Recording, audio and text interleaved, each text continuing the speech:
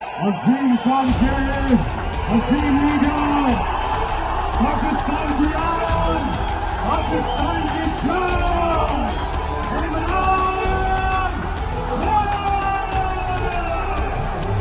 पाकिस्तान के सबसे बड़े और मकबूल तरीन लीडर ने अपने लॉन्ग मार्च का आगाज लाहौर के लिबर्टी चौक से कर दिया है। अपने पहले तकरीर में मुतनाज़िया बातें कर डाली। क्या इमरान खान के लिए ये लॉन्ग मार्च मजीद मुश्किलात का सबब बनेगा या फिर वो अपने मतलूबा नताइज हासिल कर पाएंगे?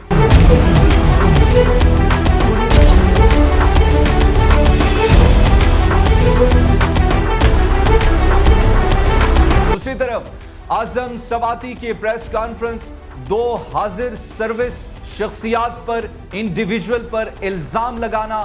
क्या आजम सवाती के पास कोई सबूत मौजूद है या फिर आजम सवाती के ये इल्जामात इन्हीं को ले डूबेंगे? तवक्को करता हूं कि मेरे दो मुजरम मेजर जनरल फैसल और सेक्टर कमांडर फहीम को फौरी तौर पर अपने ओहदे से फौरी हटाया जाए।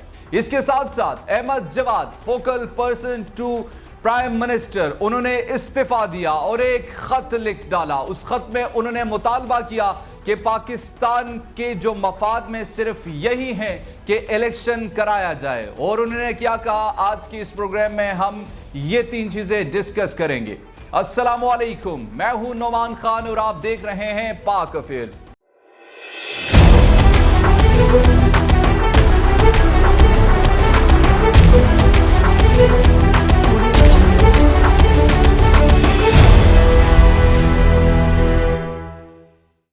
You're watching 1-to-1 only on Pak Affairs। Imran Khan जो कि पाकिस्तान के मकबूल तरीन लीडर, अपने लॉन्ग मार्च का आगाज उन्होंने लाहौर के लिबर्टी चौक से कर दिया है। अपने इस लॉन्ग मार्च में उन्होंने पहली तकरीर की और इस तकरीर में उन्होंने बड़ी बड़ी बातें की। डीजी आईएसआई को कहा कान खोलकर सुन ले। इसके साथ साथ उन्होंने कुछ ऐसी बातें की जो कि इदारों पर इनडायरेक्टली ये इल्जामात भी है, बल्कि अब तो डायरेक्टली भी हम कह सकते हैं, क्योंकि उन्होंने नाम लिया और नाम के साथ साथ आजम सवाती ने जो दो शख्सियात का नाम लिया, इनका नाम भी बताया और कहा कि एक डेटी हैरी है। इसके साथ साथ इमरान खान ने मजीद क्या कहा, इस पर हम डिटेल से डिस्कशन करेंगे। साथ ही साथ आजम सवाती की इस प्रेस कॉन्फ्रेंस के हवाले से कि क्या इस प्रेस कॉन्फ्रेंस से वो क्या मतलूबा नताइज हासिल कर पाएंगे और जो इल्जामात उन्होंने लगाए हैं क्या वो इल्जामात साबित करने में वो कामयाब हो जाएंगे। और आखिर में हम डिस्कस करेंगे अहमद जवाद साहब के जो इस्तीफा है, इस इस्तीफे के साथ उन्होंने एक खत लिख डाला प्राइम मिनिस्टर को। उस खत में बड़ी अहम चीजें हैं, वो खत भी आपके सामने रखूंगा। लेकिन आगाज करते हैं इमरान खान की इस लॉन्ग मार्च से। इमरान खान ने अपने लॉन्ग मार्च का आगाज कर दिया है और 4 नवंबर को वो इस्लामाबाद पहुंचेगा। लेकिन इस लॉन्ग मार्च की सबसे बड़ी बात यह है कि आज भी ही ये लाहौर में क़याम करेंगे और ये इसी तरीके से सुबह निकलेंगे, शाम को घरों को जाएंगे और फिर सुबह निकलेंगे, फिर आहिस्ता आहिस्ता मूव करेंगे और ये सफर उनका 4 नवंबर तक जारी रहेगा। अपने आज की इस पहले तकरीर में इमरान खान ने आज डीजी आईएसपीआर को और डीजी आईएसआई की उस प्रेस कॉन्फ्रेंस का भी जवाब दिया और यह भी कहा कि डीजी आईएसआई साहब, आपने जो प्रेस कॉन्फ्रेंस की, आपने कहा कि ये गैर सियासी प्रेस कॉन्फ्रेंस है, लेकिन इमरान खान कहते हैं कि मैंने इससे ज्यादा सियासी प्रेस कॉन्फ्रेंस तो शेख रशीद की भी नहीं सुनी जिस तरीके से आपने की। इमरान खान ने क्या कहा इस हवाले से आप ये सुनिए।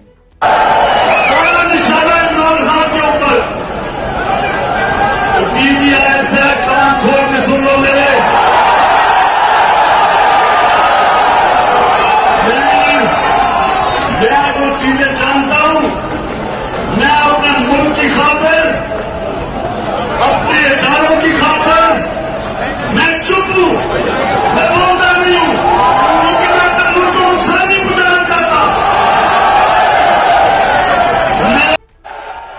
कहा तो आपने कि जी मैं गैर सियासी हूं, ये कहा कि जी मैं तो, कहा कि जी हम सियासत नहीं करते। डीजी आईएसआई, इससे ज्यादा ऐसी सियासत वाली प्रेस कॉन्फ्रेंस तो मैंने शेख रशीद को भी नहीं करता सुना।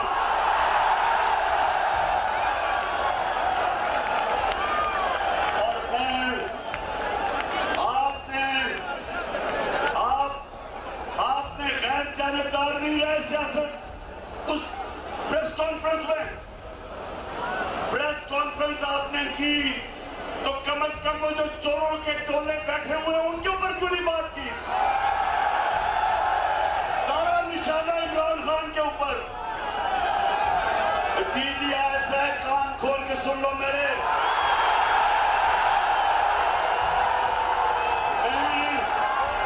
मैं जो चीजें जानता हूं, मैं अपने मुल्क की खातिर, अपने इदारों की खातिर मैं चुप हूं, मैं बोलता नहीं हूं, क्योंकि मैं अपने मुल्क को नुकसान नहीं पहुंचाना चाहता।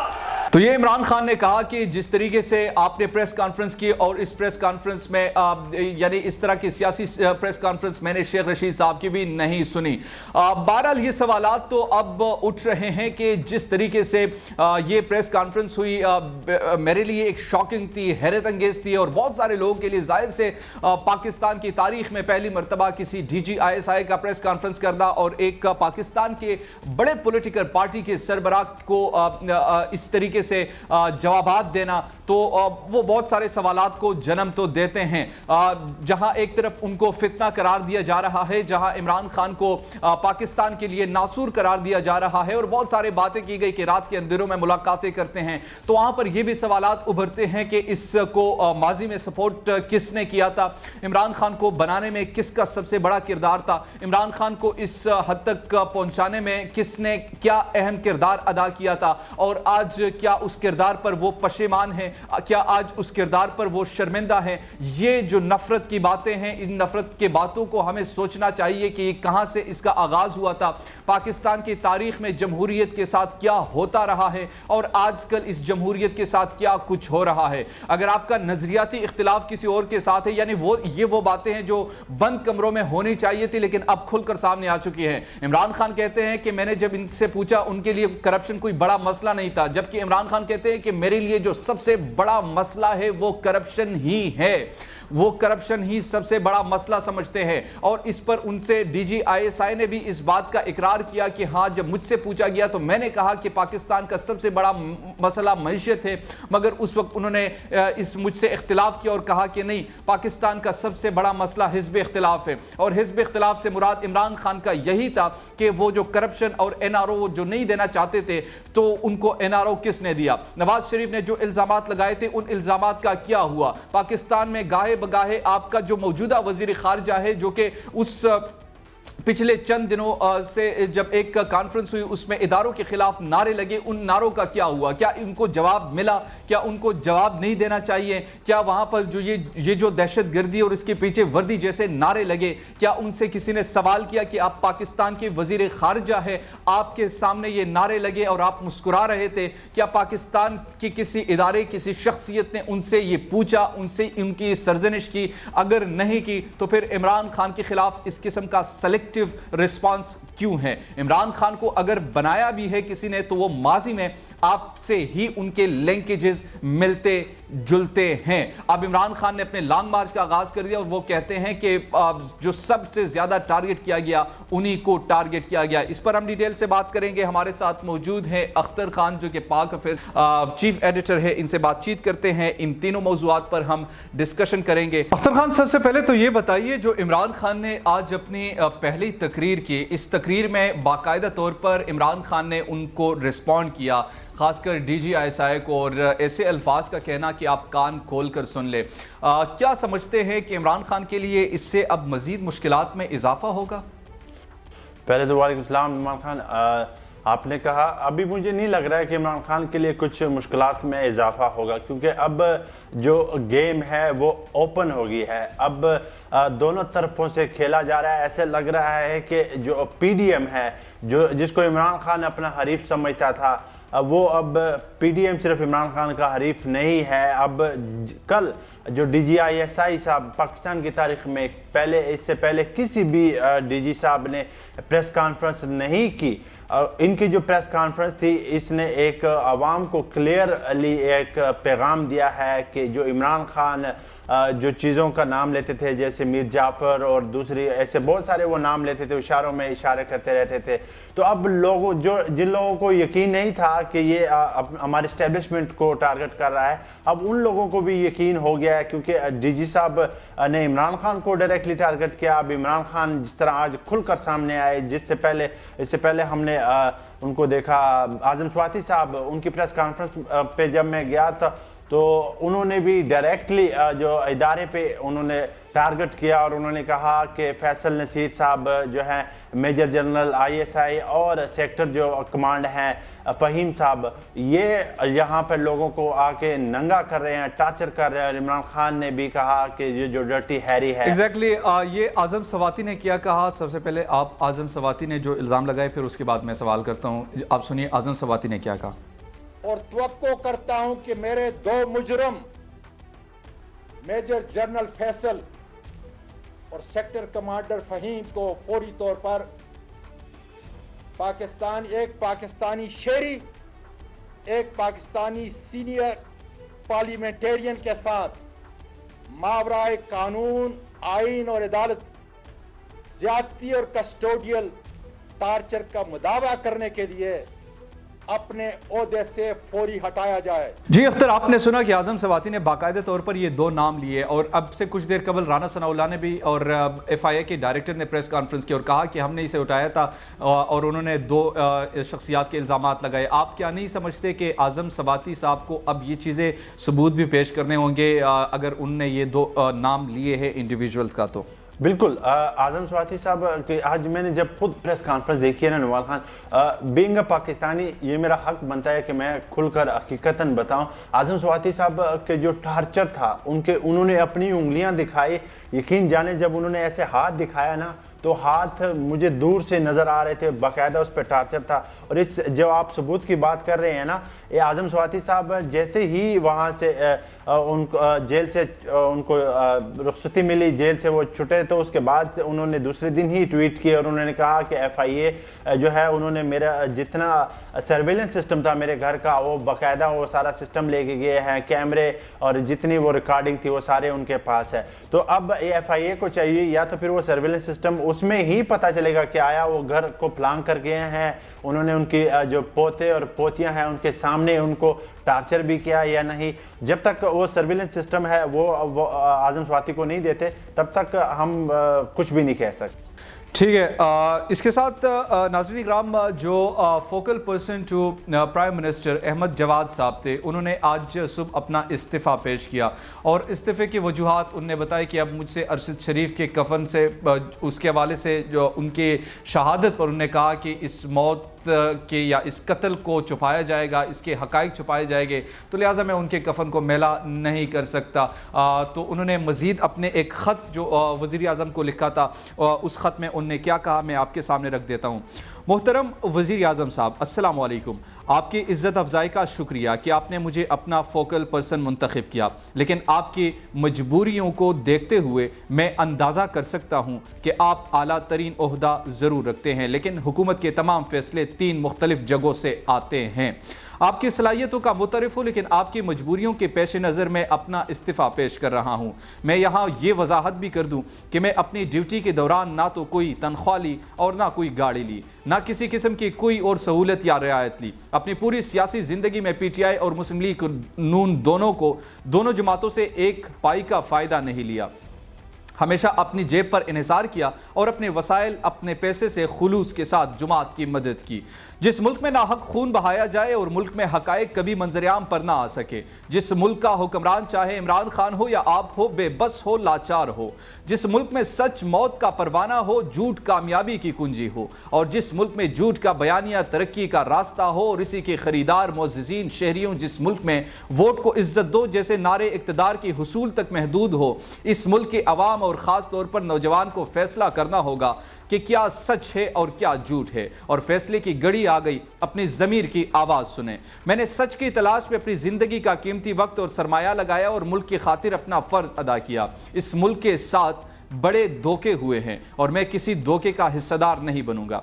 अरशद शरीफ के कत्ल की इंक्वायरी का अंजाम भी वही होगा और जो लियाकत अली खान और बेनजीर के कत्ल का हुआ। यहां सच को कफन पहनाने के लिए कमीशन बनते हैं, एक और सच को कफन पहनाने की तैयारी शुरू हो चुकी है। एक हुक्मरान के तौर पर कयामत के रोज जो जवाब आपको देना पड़ेगा। आप एक अच्छे आदमी हैं, इस गुनाह में शामिल ना हो और इस्तीफा देकर अपनी आखिरत संवार ले। ये चंद दिन की हुक्मरानी या आखिरत की लामहदूद जिंदगी का सौदा बुरा नहीं है। इस मुल्क को सिर्फ सच से बचाया जा सकता है, ना कि झूठ से। ना IMF, ना फौज, ना अमरीका, ना चीन, ना सऊदी और ना आप शबो रोज मेहनत से। वजीर आजम साहब, मैं पूरी कौम से अपील करूंगा कि सच के साथ खड़े हों और अपने जाती मफाद के लिए फ़ायदे और अपनी सियासी वाबस्तगी से बालातर होकर सच का साथ दे। इस मुल्क को हकीकी आज़ादी चाहे 75 साल के बाद भी हम गुलाम हैं। गुलामों की इज्जत नहीं होती, चलते सूरज जल्द डूब जाते हैं, इनका हो जा का कोई फ़ायदा नहीं। अरशद शरीफ ने एक इंसान के तौर पर हम सब की तरह बहुत गलतियां की होंगी, लेकिन किसी को उसकी ज़िंदगी ख़त्म करने का इख्तियार नहीं था और ना है। और जिसने भी ऐसा किया इंशाल्लाह वो इस दुनिया और आखिरत में जहन्नम रसीद होगा। मेरा यकीन है ये अहम तरीन कि अरशद शरीफ का खून रायगा नहीं जाएगा। अरशद शरीफ सियासत नहीं लेकिन आज़ादी की यादाश्त है। मुल्क के लिए इसे आखिरी यादाश्त समझे। आखिरी यादाश्त को इंग्लिश में फाइनल रिमाइंडर कहते हैं और ये यादाश्त कुदरत की तरफ से है। आपके लिए मेरा मुखलस पैगाम यह है कि रवायती और मोरूसी सियासत का अब इस मुल्क से कोई मुस्तकबिल नहीं और ये दोनों तरह की सियासत आपके पाँव की जंजीरें हैं जिन्हें आप खुशी खुशी पहने हुए हैं। यह हकीकत है कि हर रोज़ 17,000 बच्चे 18 साल की उम्र को पहुंच रहे हैं और इसमें 90% इमरान खान के नज़रिए पर खड़े हैं। इससे अब ना आप रोक सकते हैं और ना कोई इदारा। इख्तिलाफ राय अपनी जगह, लेकिन नए इंतखाबात का ऐलान कर देना चाहिए वरना बूटों की छाप सुनाई दे रही है। इस मुल्क की आवाम को फैसला करने दे कि इस मुल्क को कौन चलाएगा। मैंने PTI और मुस्लिम लीग नून दोनों इस वक्त छोड़ा जब वो हुकूमत में थे, दोनों का साथ उस वक्त दिया जब वो अपोजिशन में थे। इसलिए मैं सियासत में कमाई करने नहीं आया बल्कि नजरिए के बुनियाद पर आता हूं और नजरिए की बुनियाद पर छोड़ देता हूं। इक़्तिदार से पहले रियासत मदीना वोट को इज्जत दो, इक़्तिदार के लिए वन पेज और इक़्तिदार के बाद मफादात की दौड़ और आखिर में मफादात का टकराव, ये है हमारी सियासत की कहानी। मैं अरशद शरीफ का कफन मेला होने से पहले अपने ज़मीर की आवाज़ पर इस्तीफ़ा दे रहा हूँ। ऐसे मुल्क की सियासत से मैं रिटायर हो रहा हूँ। अख्तर खान, क्या कहिएगा? मैं दो बातें इसमें क्विकली ऐड करूँगा। सबसे पहले तो मुझे फैसल वाडा साहब की याद आ रही है। फैसल वाडा साहब जब प्रेस कॉन्फ्रेंस करने के लिए आए थे ना, तो 3 दिन बाद गालिबन वो आए। उन्होंने कहा अरशद शरीफ मेरा बहुत अच्छा दोस्त था, मेरे साथ कॉन्टैक्ट में था। तो उनसे जब सवाल किया गया तो आप डायरेक्ट प्रेस कॉन्फ्रेंस करने के लिए आ गए, आप उनकी वालदा के साथ मिलने क्यों नहीं गए?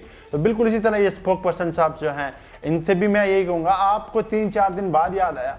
खैर, इनकी एक बात जो मुझे बहुत अच्छी लगी वो ये थी कि इन्होंने एक ट्वीट किया, बड़ा ज़बरदस्त ट्वीट था। वो ट्वीट ये था कि हर रोज़ पाकिस्तान में जो 17,000 जो लोग हैं वो बलूगत को जाते हैं, जो है वो टीन एज में जाते हैं, उनमें से 90% जो लोग हैं वो इमरान खान के फॉलोअर्स हैं, इमरान खान के ब्लाइंड फॉलोअर्स बन जाते हैं। तो इस सोच और इसकी आइडियालॉजी को जो बदलना और उसको चेंज करना काफ़ी मुश्किल होगा। एग्जैक्टली यही इसी पर हम अख्तिताम करते हैं आज के 1-to-1 शो से कि अवाम के फैसले का एहतराम करना चाहिए। अवाम के फैसले का एहतराम नहीं करेंगे तो मुल्क भी डिस्टेबलाइज होगा। अगर आप चाहते हैं कि आप अपनी कुव्वत के ज़रिए से, आप अपने ताकत के ज़रिए से, ताकत के नशे में धुत होकर आप कोई फैसला करेंगे, वो फैसला तो शायद वक्ती तौर पर आप कर जाए मगर दिलों में आप घर नहीं करते। और जब आवाम निकलती हैं और जब आवाम का पारा या सब्र का पैमाना लबरेज होता है तो फिर आप यकीन जानिए कि मुल्क में इनकलाब ही बर्पा होता है।